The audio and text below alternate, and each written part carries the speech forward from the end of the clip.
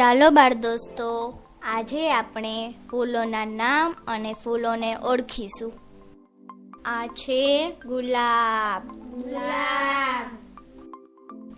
આ છે સૂર્યમુખી. સૂર્યમુખી. આને શું કહેવાય? કમળ. આ છે બારમાસી. બારમાસી. આ કેનું ફૂલ છે? બોગનવેલ. આને કહેવાય ગલગોટો. ગલગોટો. આ છે જાસૂદનું ફૂલ. જાસૂદનું ફૂલ. આ છે કરેણનું ફૂલ. કરેણનું ફૂલ.